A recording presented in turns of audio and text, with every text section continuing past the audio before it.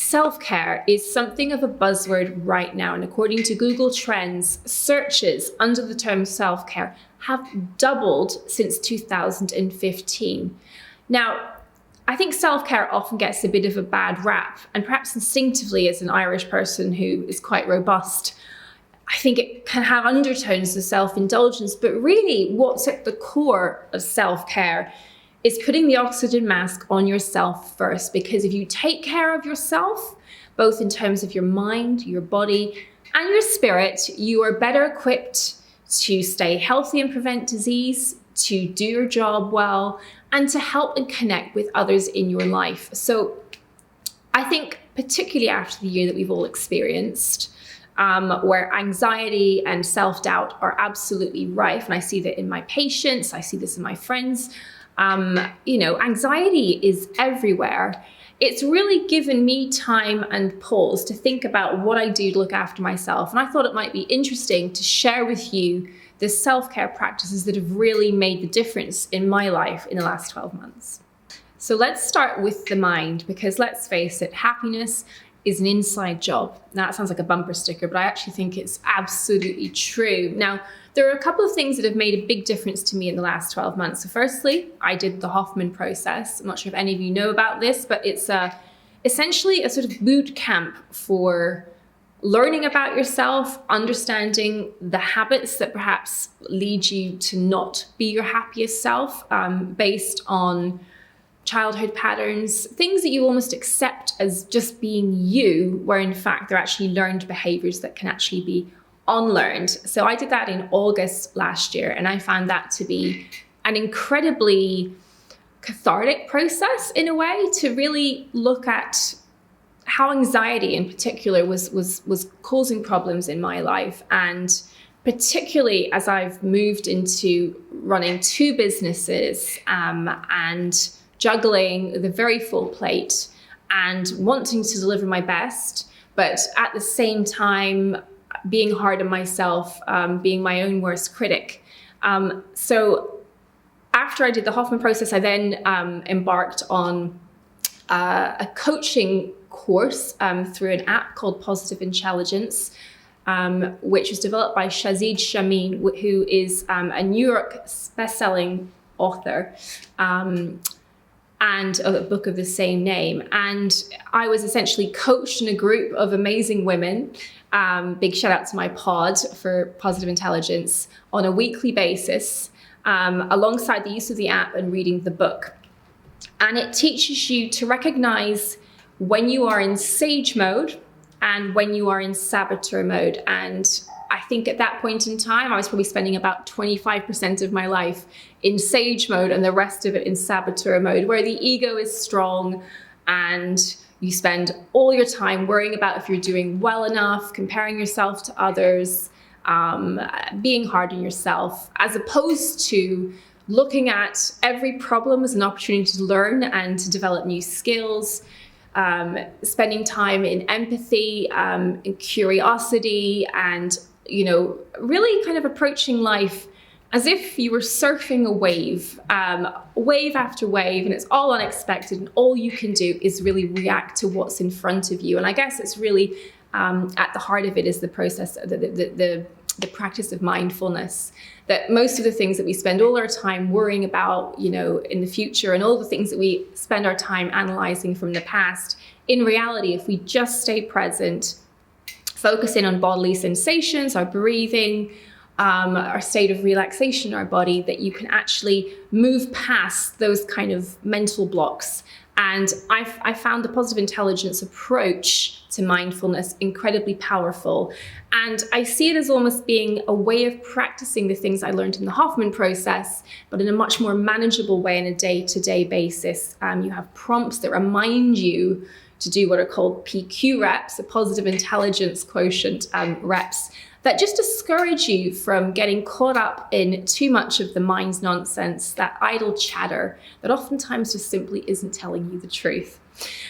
Alongside of those practices, I would say I've really used my time to read a lot more and to read books that kind of nourish my mind. And I'm going to share a reading list, but ones that stand out: Elizabeth Day's How Not to Fail, and Dr. Nicola Perez, How to Do the Work. So I'd highly recommend those for any of you overthinkers out there.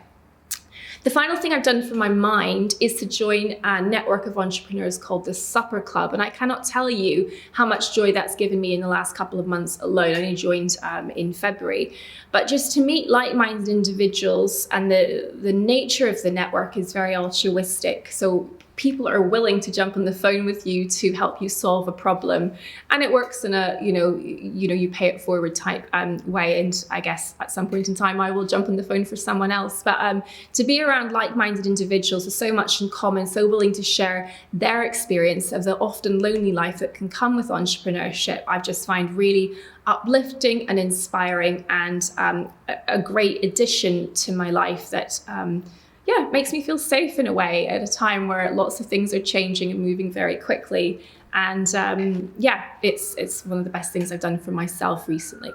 Then when it comes to body, I suppose having lived through years of working as a junior doctor, where essentially you are in a state of constant physical punishment, you don't sleep enough, you don't eat well, and you're chronically stressed, I suppose I now see how important nourishing my physical body really is for me to feel well, happy, productive, and to be good in my relationships as well.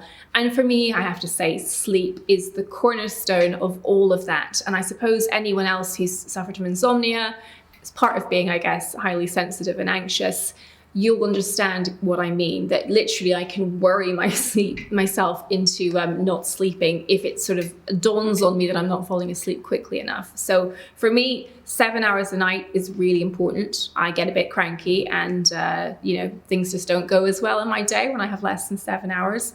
My cats have recently been playing up and disturbing my sleep. It's like having 3 newborns. But anyway, so sleep is really important. And one of the things that I found recently that really helps me get to sleep is a practice called Yoga Nidra. And I'm going to share a link to the Yoga Nidra session I've been using. And it's actually on the Goop website. And it's led by, I think, the head of yoga at the Ananda Spa in the Himalayas. Somewhere I've always wanted to go to, sort of Ayurvedic practice in a beautiful setting.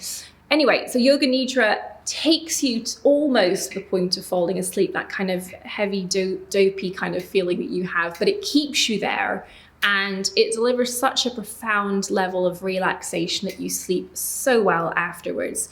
And it's also a really good way to prime your subconscious before you fall asleep, which is a really effective tool, in fact, for changing mindset and really helping your brain percolate on the things that you want to happen, the good things that you want to happen for you. So I really recommend that as a practice if you suffer from insomnia like I do. As I say, I've really slept so much better. Even just knowing that I have that in my toolkit if I need it helps allay a lot of anxiety. Diet.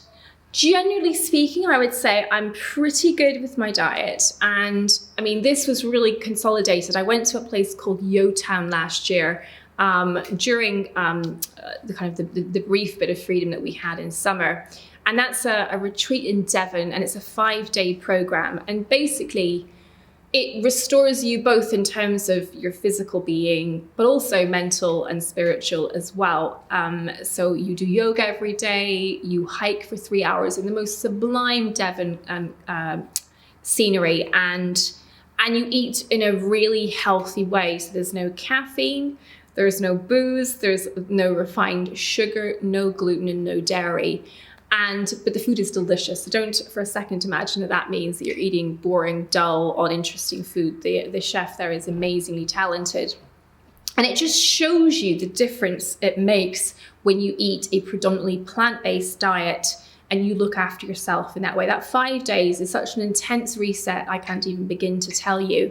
And I can't wait to go back. And they're opening a new location in Madeira in Portugal. So what I took away from that is that caffeine, again, linking into the sleep, is something that I respond to very well. I get very creative and very buzzy, But it really isn't something that suits my physiology. I'm quite naturally, I would say, I run at quite a high energy level anyway. So for me, cutting out caffeine, I haven't drunk caffeine since August last year, has been a real game changer for me health-wise and well-being wise, certainly. And again, that feeds into the kind of quality of my sleep. So, if that's something you've been thinking about, I can tell you firsthand that's made a big difference. And I use a Lavazza decaffeinated coffee made on a little Bialetti on top of the cooker, which actually creates like a little coffee ritual, and it tastes pretty much the same as caffeinated coffee.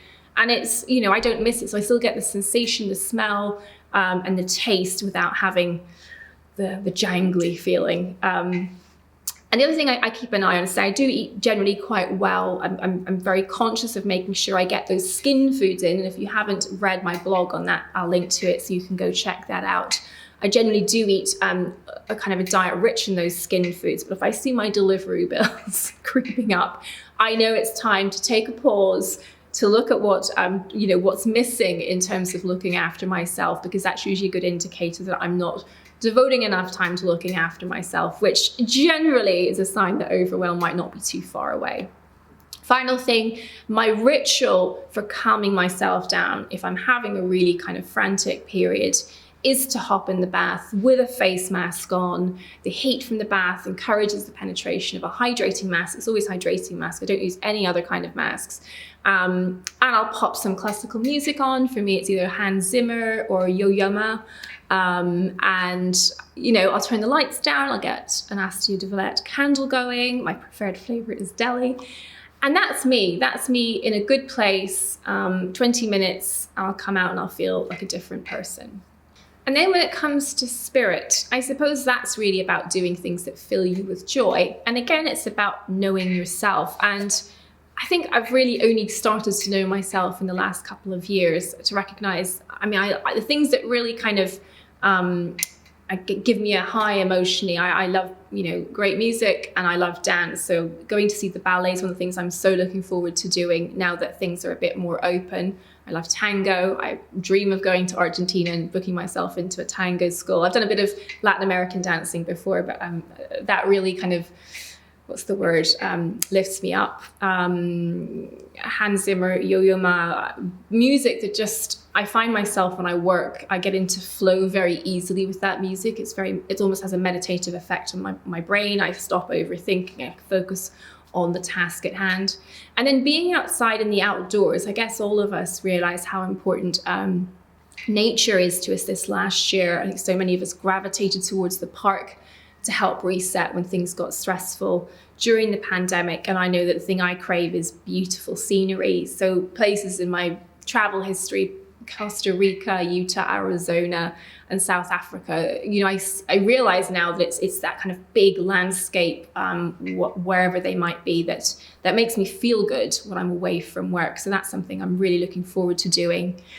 And then spending time with the people that are dear to me. My mother's just been over for the first time in nearly a year to spend time with my brother and I. And, I think all of us feel the need for family right now, to hold them close and just be grateful, just to be able to see our family and our friends again, and to really kind of take the pleasure in the simple art of being around people that you love. So those are my self-care practices. And I think, those are things that I now keep a list of, because if I'm, my sleep is going and maybe my skin's not as bright and, glowy as normal, that I'm doing things that are not on my self-care list. And I check back in with it. I'll go and, do my PQ reps for the day.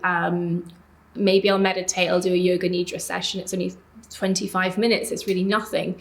And it just, those little actions I can take that restore calm, make me feel good, and I know I'm looking after myself so I can be the best I can be. And I think that's what is the real path to happiness. So I hope some of those were of use to you, or that they resonated with you. And hopefully we can carry on in the comments having a chat about what self-care steps make the biggest difference to us, and share some of that with each other. All right, guys, bye for now.